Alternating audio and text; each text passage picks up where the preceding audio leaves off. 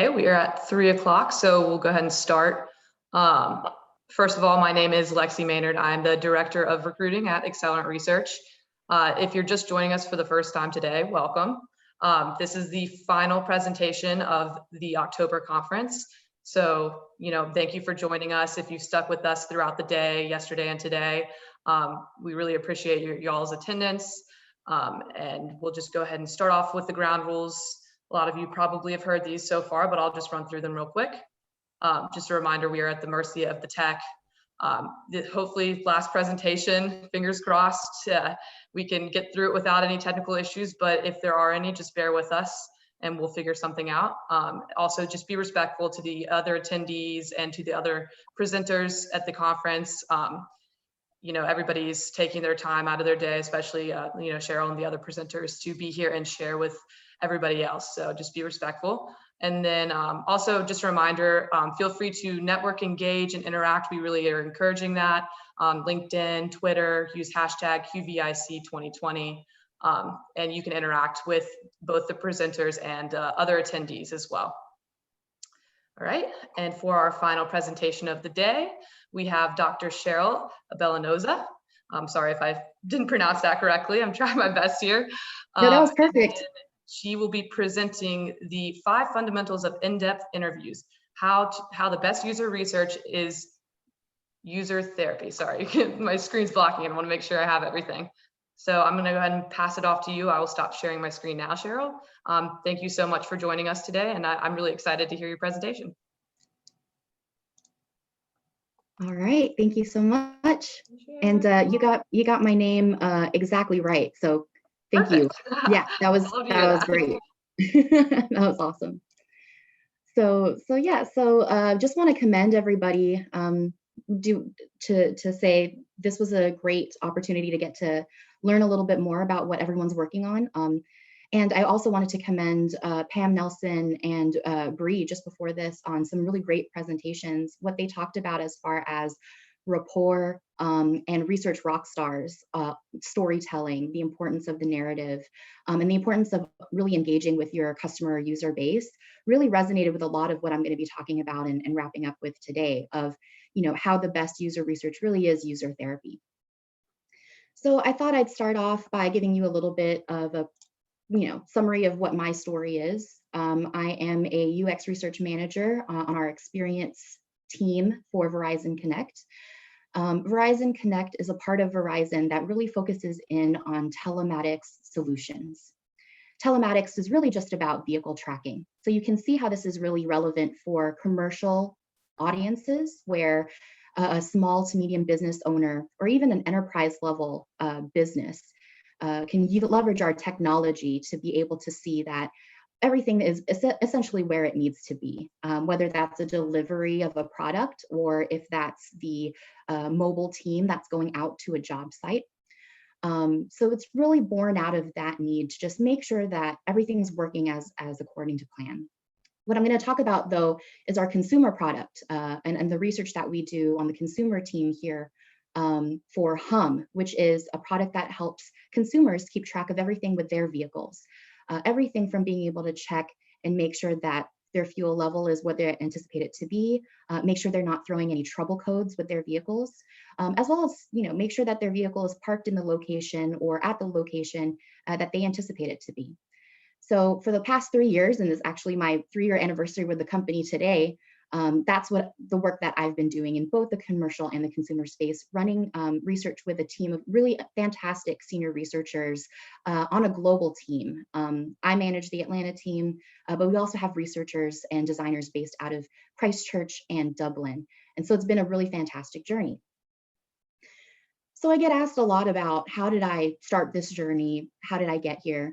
I actually started in the field of academia, and I wanted to call out, I think I saw a comment by someone named Cindy on the YouTube stream of the conference of coming from cognitive neuropsych.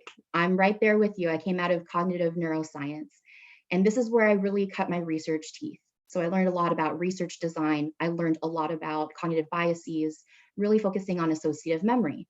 And so when I was thinking about transitioning into the industry space, I had all of this research on cognitive neuroscience, presented a lot of research like this. So I would go into a spiel about how my research helped identify that the left dorsolateral prefrontal cortex was implicated in conditions of distraction when you're trying to figure out whether or not your source memory is accurate.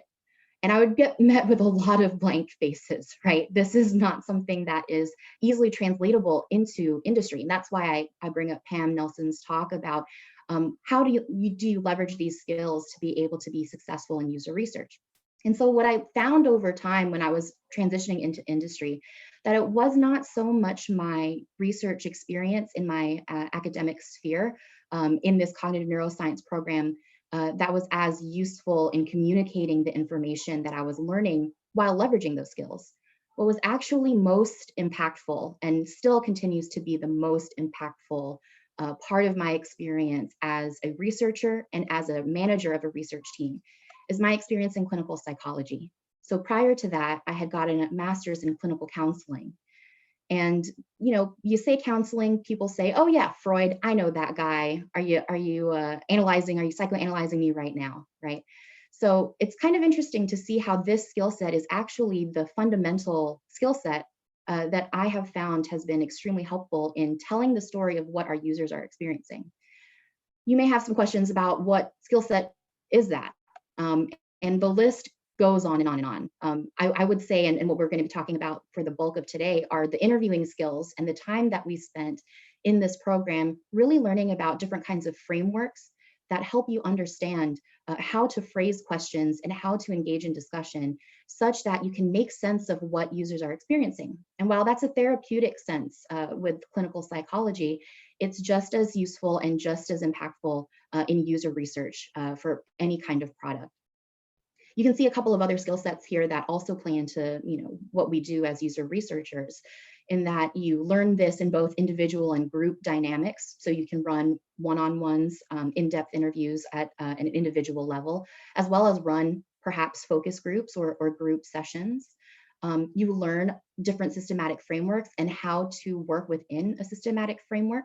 So I'll talk a little bit about different kinds of therapy and theories that set up the way that you go about asking these questions. You learn about dissecting and coding statements. This is very useful when you're going through transcripts and recordings of different videos that you have with your users. Short and long-term synthesis. So short-term meaning in real time. As a therapist, I would have to really understand the information that was coming at me in real time in these conversations and develop that into a longer-term synthesis as well, which translates into continuous research, discovery type research that's really at the top of the funnel. So it helps you start to build a long-term understanding of what users are experiencing, or in this case, what clients were experiencing. And I'm sure that all of us who have been in the research space and have had to work with very frustrated clients or customers or users really appreciate someone who has a background in de-escalation and conflict resolution techniques. Oftentimes, customers are coming to us with tons of frustration, whether it's because our product isn't meeting their need the way that they expect it to, or if they're trying to leverage some additional value and quite can't figure out, how do I really see the full potential of what I'm using because I love the product so much. And so being able to have that empathic nature and really de-escalate situations that could be very tense really comes in handy for just setting up a conversation in a safe space. So it's a little bit about my story. I want to talk a little bit about how that's translated into our research. And I want to call out my team as I do this because they're just such a fantastic team of researchers who have used a lot of these skills and these discussions in the way that they set up their interviews. So I've summarized a couple of research interviews, some recent, some a little bit from a little while ago. And just wanted to walk through how we code all of this and what elements are actually therapeutic elements that have helped us gather these insights that we've shared with our product teams. So I'll start with an interview that Alexa Carlio, who is one of our senior researchers, actually facilitated just last week. She was asking a customer, do you subscribe to music streaming platforms? Simple question on the surface, right? And we were trying to understand, what are people doing when they're in their cars? Are they listening to music? What kinds of platforms are they using? What else is he leveraging while he's in that driver's seat? And the customer said, no, I'm frugal by nature. My wife hates when I say cheap, so frugal, right? So he's even being very selective about his word choice in describing what he's experiencing. And so what stuck out to me as someone who had a background in clinical psychology was that you have a couple of things going on here. He didn't really answer the question. He said no, he doesn't subscribe to those platforms, but the conversation went in a different way. You start to see that there's an identity statement here. I am frugal by nature. So you're now learning something about this customer. Also, you have some information about the importance of a relationship in his life. My wife hates. So his identity is so tied to this relationship that it comes up for him as the next thing that he's about to say. And then you also have something here that shows the connotation of the words that he's using. Frugal is a better word. Cheap is not something that I really associate with. And also my wife hates when I use that word. So now you're getting a sense of what the vocabulary is when someone talks about their experience. And this is the kind of work that we would do in clinical psychology, going through people's statements, sometimes line by line in transcripts, just to make sure that we're unpacking as much information about the client, or in this case, the customer, that we can, so that we can get to those really helpful insights, actionable insights that we can translate into product decisions. What was great about this interview as well is that Alexa followed up with, I'm curious to know what you're not frugal about, so that we can get the full span and the full picture of what we're talking about here. And this is actually a humanistic therapy approach. Rather than forming a question, in the humanistic therapy approach, you make a lot of statements from your own experience as the interviewer and reflect on what you're feeling in the moment to open up conversation with your interviewee. And so here she's using this humanistic psychological approach in her question phrasing. And what that did in that interview was open up the customer's response. And he actually said, yeah, laughs, and says, now you're Freuding me, which is that comment that us psychologists always get. And as a result of that, he launched into this huge, long discussion about the things that were meaningful to him, about what he spends his money on. And so he really dictated everything from music streaming platforms to the brands that he goes for, to the kinds of products that he does usually spend more money on, like clothes or something that he really is going to get something long lasting out of.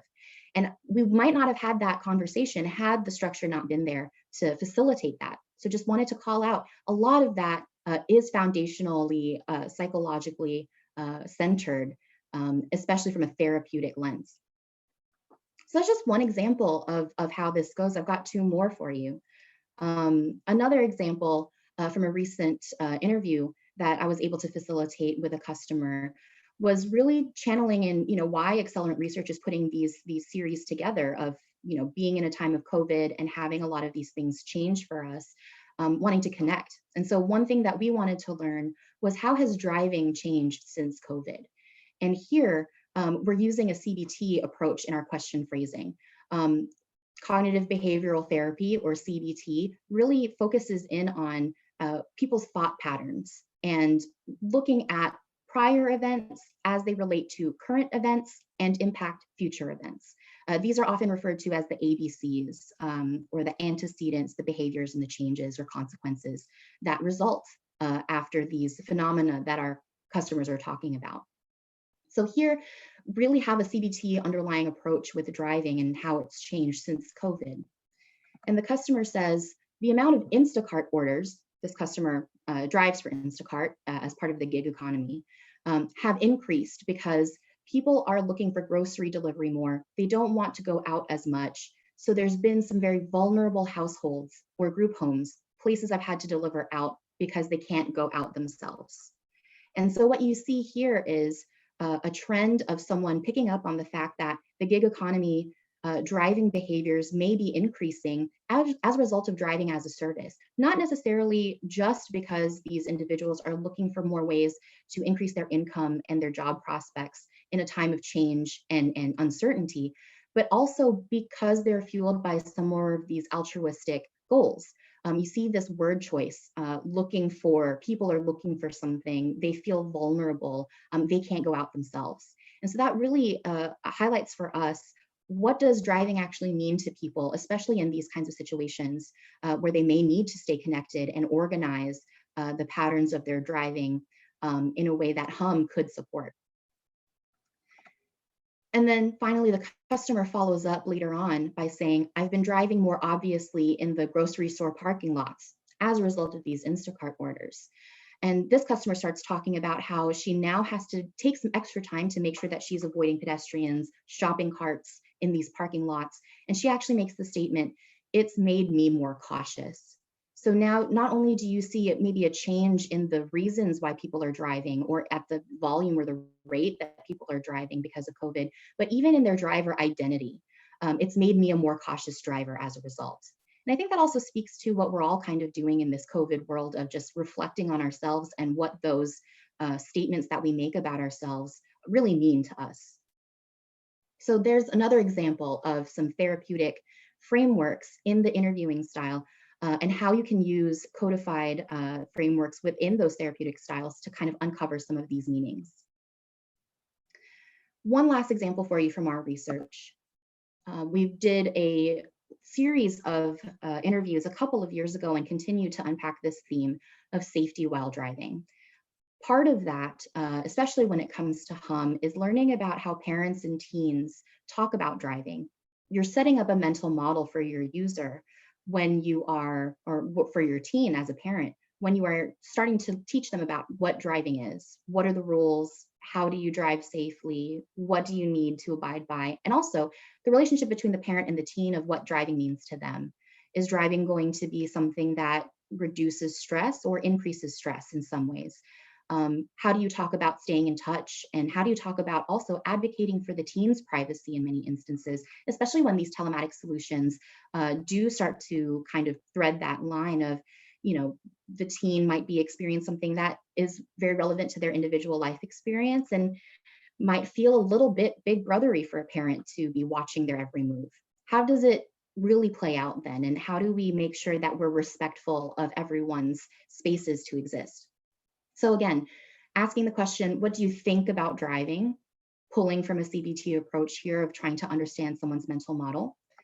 And then the teen in this conversation said, I'm excited. It's going to be nice to get to be able to go places and not have to rely on other people to get you there, like my other friends. So again, using this codified framework, you see that driving is independence for this teen. And it's also group assimilation. I will fit in as a result of getting to drive. So one piece there of identity. And then the parent weighs in, well, am I excited? Yes and no. And what came out in this conversation was, I mean, well, my daughter, she's in college. She just got into a car accident on Sunday. And unexpectedly, as a researcher, I had to make some space for this parent to emotionally process what was happening for her. It was extremely painful. At that time, Sunday had been just a couple days ago. Thankfully, her daughter was just fine. But the idea of your loved one being in a very scary situation is undoubtedly really painful and hard to process, especially when you're meaning to talk about something that's related, but not quite exactly that. And so that triggered something for her. What came up there was driving as a threat. Now I'm thinking about my teen driver and I worry about him on the road, especially when I've just been primed by the situation where my other child has been potentially hurt or scared. And so kind of identifying that these moments happen in our research as well. We get a lot of insights and we get a lot of information to help guide our teams, but we also have to do a lot of management in the actual session of where people are at. And so what happened here was taking a step back from the actual interview and just letting that conversation play out however she needed to, so that she felt comfortable either making the decision to stop or resume the interview with us. So just a sneak peek in the day of a life of a researcher, not only are your research teams gathering these insights, but they're also really making these connections with people and finding them in their everyday lives and seeing them for who they truly are. It shouldn't have surprised me that my clinical psychology background was going to be the most relevant thing for our bread and butter in-depth interviews for our discovery research, because as we all know, the goal of user research is, yes, to inform our products, yes, to make sure that we're making better products for our users, But the first goal really is establishing that empathy for our users, getting to know them so that we can be their advocates for our teams who may not be as engaged with them just because that's the nature of their work. And so just really bringing it back to that empathy piece, especially in times like COVID, where so much of our identities are changing. So wanting to highlight that not only does this play out in our interviewing styles, but it also helps broaden our understanding of our users' worlds. I mentioned that we did a lot of research with those who had been in crashes and understanding the crash experience, given that our telematics solution, Hum, allows us to provide things like roadside assistance and also automatic crash notifications. So from that research, we were able to loop in health psychology themes. One graph there on the top left is the Hans-Selye General Adaptation Syndrome. And we were able to kind of map out using that framework an understanding of what the crash actually is, never forgetting that our customers exist in systems. So their bodies in the actual moment of the crash go through an alarm phase where you're just reacting to the trauma of being hit. You're then moving into the resistance phase where all of your resources go into trying to get you back up to a high level of arousal to ward off any other threats that could be happening in this very vulnerable time. And also making sure to maintain homeostasis for your own health. And then finally, the exhaustion phase, when your body's on alert like that, and when your body's really trying to fight and resist any additional changes that might make you more vulnerable, your body then starts to tire out. And that's where you start to see people get very, very fatigued. That was really helpful for us understanding the crash in the moment and understanding where people's brains are at when they're processing all of this information. All of your cognitive resources are part of this syndrome that happens when you're triggered in this way. And so decision-making after a crash is really difficult. You're still processing the things that have happened to you, but you then have to make a lot of decisions about what happens next. For that, you rely on a ton of different systems. And so an understanding of systems theory within psychology and therapy is also helpful. It's not just about the individual, it's also about the people who arrive on the scene to help make sure that they're okay. It's also about those individuals' families that might also arrive on the scene and help to support these crash victims. And it's also about the other organizations that might be helping them, their insurance companies, the hospitals that they go to get checked out, the dealerships or the body shops that are going to be doing the repairs on their vehicles, or even the towing agency and the lot that their car gets taken to if the car is totaled. You have to organize all of this information within a system.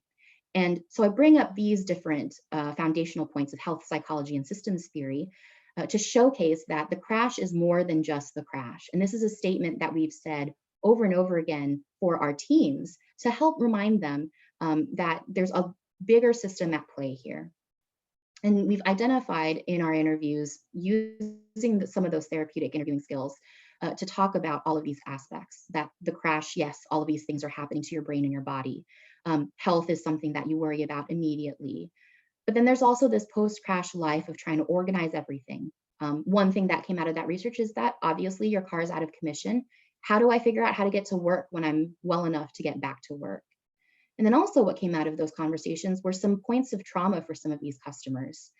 These customers had felt, and some general population interviewees as well, had felt, after that crash, I never really got back on the highway. I didn't really feel like I wanted to be in that space again. Maybe I figured out a new way to work, even if it's through side streets, just because being around that environment really triggered a lot of different memories about what happened for me at that time.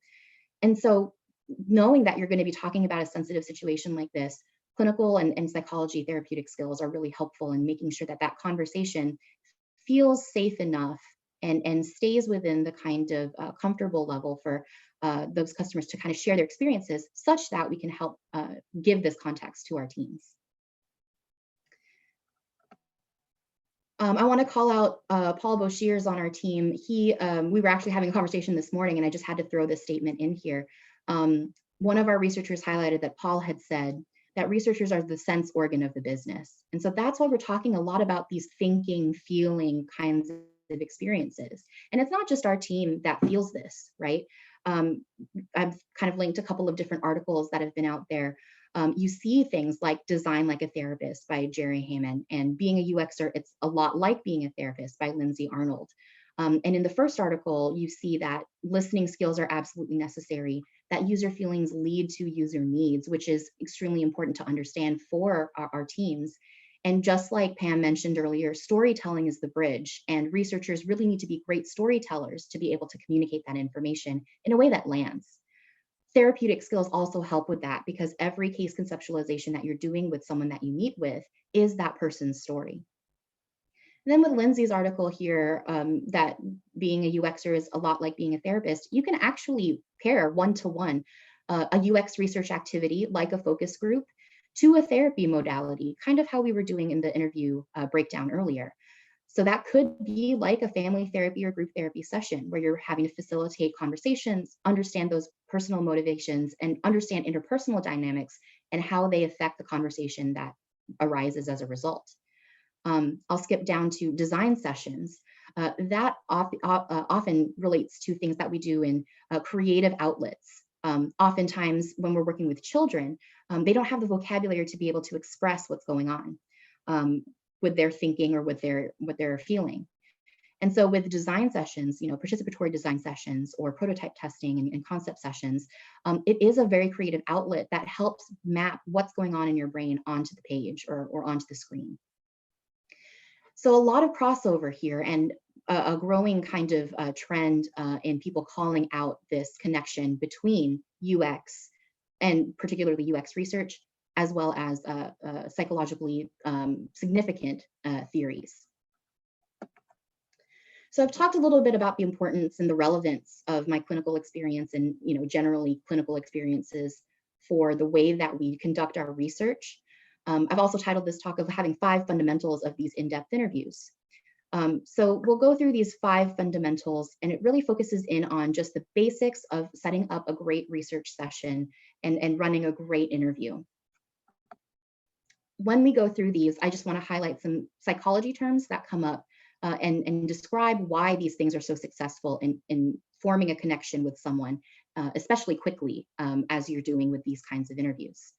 So Bree mentioned rapport in her presentation, and just kind of highlighting that that's also a very important thing for therapeutic connections and interviewing connections as well. This shared general understanding that comes from a French term, rapporter, to bring back or to return. So having and establishing a great rapport with someone that you're interviewing is absolutely necessary for them to feel comfortable enough to share sometimes difficult topics. There's also this concept of unconditional positive regard, and this comes from Carl Rogers and humanistic theory and therapy, oftentimes called Rogerian therapy. This is unconditional acceptance and support of a person regardless of what they say or do. And this relates to UX in the sense that whatever the user is experiencing is valid, even if that's not how the product actually works, or if someone's using or thinking of a feature in the quote unquote wrong way, maybe getting some details about that. It really kind of doesn't matter what objectively is going on in the solution or in the product. It's really about what that user's experiencing. And so practicing unconditional positive regard is absolutely vital to getting information that is going to help you understand a user's mental model. Finally, there's this concept of the therapeutic alliance, which is a cooperative working relationship. This can be between a therapist and client, that's clear, but it's also between the researcher and the customer. You're working together to be able to uncover these insights, as well as the researcher and the cross-functional team, we call them CFTs, that they're working with. This could include devs, product managers and product owners, senior leadership, who are all coming together to really unpack these problems. As long as you foster a cooperative working relationship, then you're able to have some of the hard discussions that might help uncover additional insights, as well as just foster team unity.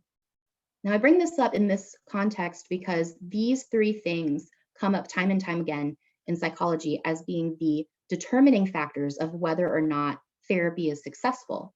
And I think that there's a parallel between those 3 things being successful in therapy, regardless of the modality or regardless of the patient population, and being successful in uncovering user insights, making it feel as if your user is well understood, making it feel like the user feels like you know them making it feel like your team knows exactly who they're designing for. And so you'll see little hashtags in the next couple of slides of how I call out these terms coming to light in the 5 fundamentals of setting up a great in-depth interview. So let's go through them step by step.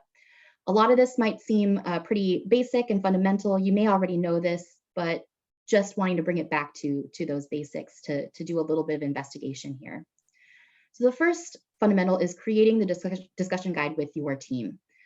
Oftentimes we see research functions all over our entire field where you might get a research request, be expected to kind of go away, work on the questions, and then come back with the research after it's completed.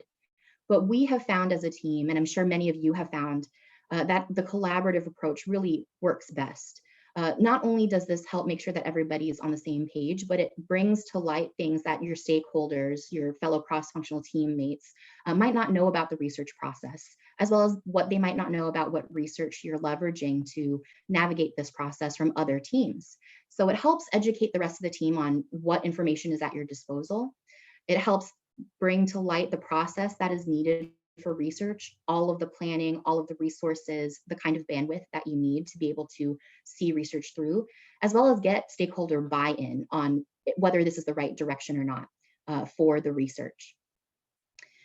This also helps you templatize your approach. So if you create this discussion guide with your team and use generally the same templates throughout your process, this helps you make sure that you're adhering to best research practices, checking those biases in your questions, checking to make sure that you aren't asking leading questions, as well as set some standardization, which helps level set those expectations for you and your team. Oftentimes we talk about this phenomenon of what is the question behind the question. We as researchers have to translate our tech speak or our work speak into user speak. So this is really helping us to set expectations for what you're going to get out of the research and how we're going to translate and back translate that information if the team feels like they're not getting it directly from the user. And finally, the discussion guide is just that, a guide. So really communicating to your team that these are the points that I'm going to try to hit. These are the questions that we've written. But if I'm in the session and something else comes up that is highly relevant, don't be afraid if I stray from that just for a moment, because I might be able to gain additional insights from following where the conversation naturally goes.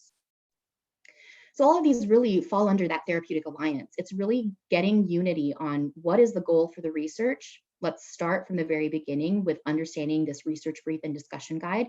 And that helps you bring everybody along and hopefully also get them involved in more and more research functions. Moving on to the second step, this is establishing rapport with your user. So you guys are all familiar with this, spending a few minutes at the beginning of your session, introducing yourself and getting acquainted. And not so much worrying about any kind of icebreaker activity or any specific question that gets you there, but just really focusing on having a good conversation, making your user feel at ease. You then have to establish trust by explaining your role and walking through every single step that your user is going to experience in that time frame. It's surprising, you might not think to leave things that are seemingly trivial in that discussion, but oftentimes that's what users have questions about. I'm thinking about the incentive process that we use when we're working with customers. Walking through, okay, well, here's how that incentive gets processed so that you are, clearly and rightly so rewarded for the time that you've spent with us today. So no matter how trivial that process might be, really just walking the customer and walking the user through that. I would say for researchers, don't be afraid to be authentic in the room. There's a bunch of different styles out there, but I think that being authentic, especially in the, if we're bringing this back to psychology roots and therapeutic roots, it establishes that trust as well. The person in front of you is human when you have those authentic reactions. So I think it's helpful to actually reflect on some surprising emotions or thoughts and even check in with the user for understanding. In the case that you do ask a leading question, either by accident or because you're in real time trying to figure out a way to phrase something, you can always check in with the user to say, have I got that right? Am I getting it wrong? And so being authentic in that way is really helpful in establishing that connection. And then finally, saving time at the end to summarize the session. This gives you the ability to make sure that you've covered all your bases, you've done everything that you've needed to do, but also gives the user an opportunity to bring in more points of clarification, gives them some control in the session as well to say, well, and here's how I would like to wrap up as well. Most importantly, that summary helps you transition out of the interview space. It really helps you treat that as that time boxed session, and help you maneuver out of what parameters you've set up when you've introduced everything that you're going to be doing, and bring them back into their everyday lives. So that's establishing rapport with your user. The third would be present for your user. So this is just advocating for avoiding sticking to a script that can often feel cold, or trying to answer every single one of your team's questions in that session. That's just always going to be impossible. You can kind of follow and find what those major themes are, and you'll get the answers that you're looking for as a result of great conversation. And that's why that second bullet says, treat that session like a simple conversation and work more like an investigator rather than a researcher. So I want to call out Babs Jewell here, who is a researcher on our global team and has worked very closely with our teams.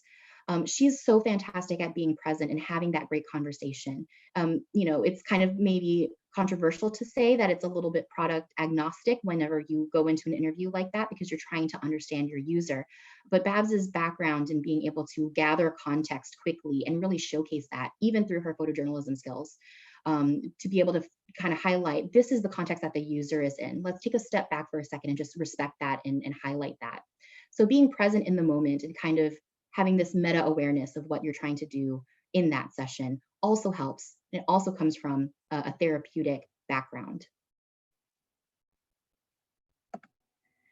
Next one is the fourth one, delegate tasks to your team. You've just seen a ton of different things that the researcher is thinking about all at once. And so we need teams to help support us for a lot of these research ops kinds of functions. So trying to remember every single thing, especially when you have all of these different steps, can really weigh on your cognitive load. We've encouraged researchers to delegate things like greeting the customer if you're doing an in-person interview, or setting up the session in the system if you're doing a remote interview, regardless of what platform that you're using, having that be something delegated out to someone else to worry about and make sure that everything's taken care of. Obviously, we always want people to be in on sessions taking notes so that we get as many different viewpoints as possible. We delegate someone to make sure that something's recording, to make sure that we have that for later on. The incentive provider and preparer, that person is always someone that can help make sure that you're closing all your loops there. And then the debrief facilitator. This one's an interesting one because oftentimes we have the researcher lead that debrief, but I think it is also helpful to have someone else lead that so that the researcher can weigh in and start to process what they caught in real time too. And this is, again, part of that therapeutic alliance piece of making sure that the team really knows how to run the room together. Finally, debrief with your team. So this should happen immediately after the interview while everything's still fresh. And it doesn't have to take long. It can be a 5-minute chat that you set up at the end, or it can be a half hour, an hour-long discussion, whatever works best for you and your team. And the goal here is to see what resonated with the team. What was most impactful in the moment that you just shared? What was interesting? What was exactly what you thought it was going to be? What was surprising? And this not only helps you check in with your team and work toward that therapeutic alliance, but it also helps the researchers start to put together that top line level analysis, gathering all of their real-time analysis and documenting that so that they can begin the process of going through the data at a deeper level, while also providing that first interpretation so that the team is caught up and up to date on all of that research that just happened. So really make sure that that is part of the process as well.